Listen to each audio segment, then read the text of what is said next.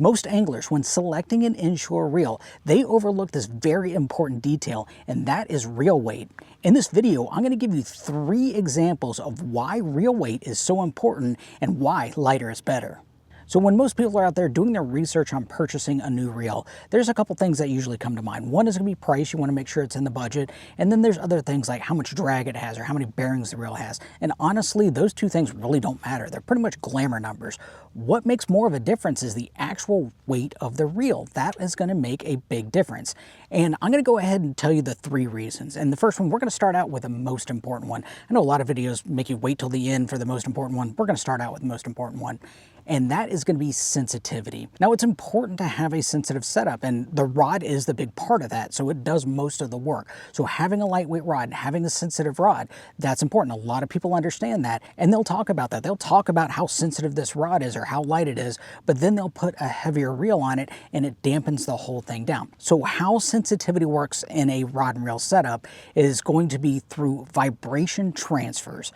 And how that works is if you're casting out there and you're reeling in that lure and it's either dragging along the bottom or it's hitting an oyster bed or maybe bouncing off some rocks or you get that fish bite, what's actually happening in that scenario is you're transferring vibrations up through that whole assembly and into your hand. And it goes like this. It starts with the lure itself and it goes from the lure to the line. The line transfers that vibration to the guides of the rod. The guides transfer that to the blank of the rod.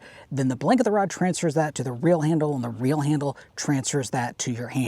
So all of the equipment, the job is to transfer that vibration up to your hand, and your hand is what feels that vibration. Well, weight is like a ballast, and what happens is it absorbs that vibration. So with a heavy setup, you're not really going to be able to tell the difference between hitting the bottom, hitting rocks, hitting oysters, or even getting that fish bite. But the lighter the setup that you use, the more sensitivity it's going to have, and the reel is going to be the most of the weight. So having a lighter reel is going to have a more sensitive setup.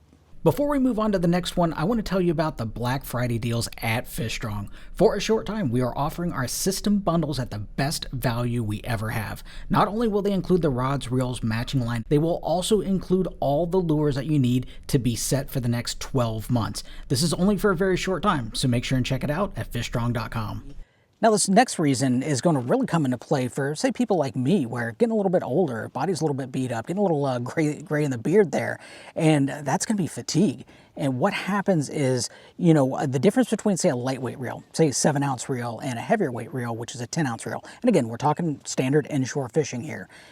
The 3 ounces doesn't sound like a lot. And I've actually had comments in some of the videos that I've done in the past where I can't believe 3 ounces is going to make that much of a difference. You know, you need to go to the gym, blah, blah, blah. I've heard it all. Now, here's the difference. Here's the reality of it. When you're throwing artificial lures all day long, like I do, it adds up. It's the death from 1,000 cuts.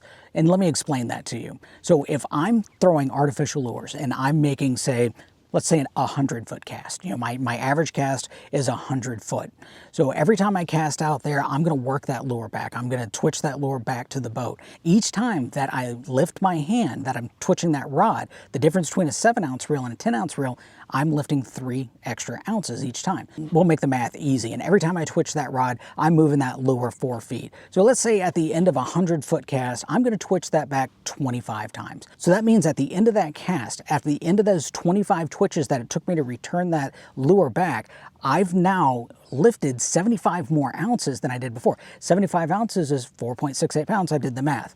And if you multiply that times, say, 250 casts in a day, and that would be a light day for me. I do typically more than that. That adds up. Matter of fact, I believe the math is 1,170 more pounds that I have lifted with my wrist and with my elbow and with my shoulder at the end of the day because my reel was 3 ounces heavier. So yes, the 3 ounces isn't that much, but at the end of the day, when you're having that repetitive motion over and over and having to lift that weight a bunch of times, it does make a difference. So the difference between that 7-ounce reel and that 10-ounce reel for me is going to be the next day I'm going to feel fine with that lighter reel, and with a heavier reel, I'm probably going to be taking some Advil, and I know I'm not the only one out there that's like that.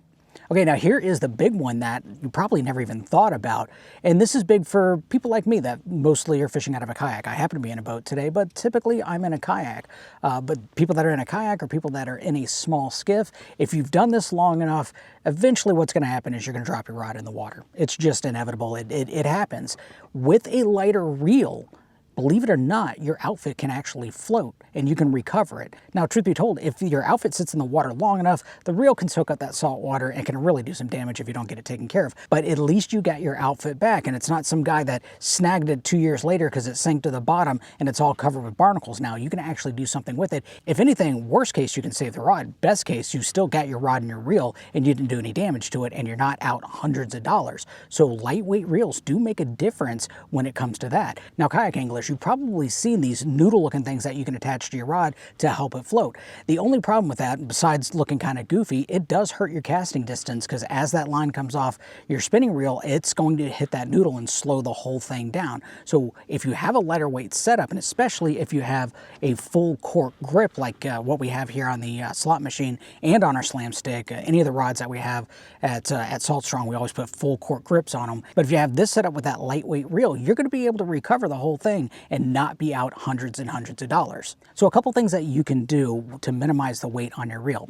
The first thing you do is look at lighter materials. So your heavier reels are typically going to be metal body reels, and your lighter ones are going to be a composite body. For most of your inshore fishing, especially when you're dealing with slot-sized fish on open flats or in creeks or in marshes, the composite reel is perfectly fine. It's actually a lot stronger than you think it is. You don't necessarily need that metal body, so that'll help cut down on the weight. Another thing that you can do is actually go down in reel size. It's really common, and myself included. I did this whenever I first came over. I was a bass guy for 30 years, and I came to inshore fishing, and we're snatching these bass out of this rough structure, this heavy cover, and we had heavy equipment. Well, I transferred that over to inshore saltwater because I thought, we're dealing with these big fish and they've got teeth and we're going to have to be able to wrestle these things out of there. Well, you really don't need those reels. So first thing I bought was a 4,000 size reel and a medium heavy rod because I was going to be prepared for everything. Well, in reality, what it did was it just wore me out casting all day and having that big heavy equipment. It wasn't actually until later, till I found Salt Strong, and they taught me, hey, 2,500 is all you need.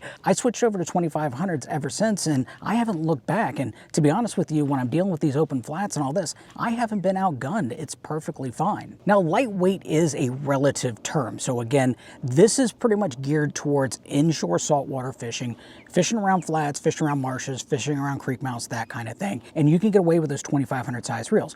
But if you're out there fishing in passes, if you're fishing around jetties, if you're fishing near shore and you're fishing for trophy fish, then you might have to go with a bigger reel, a metal body reel, something that's going to be able to be more durable. But again, there is still heavy and light versions of those rods, and a lot of this still transfers over. You're going to have more sensitivity and you're going to have less fatigue. Now, your outfit's not going to float, but you're still going to have the advantages of the other. So think about that. Try to get that weight down, and you'll be glad that you did.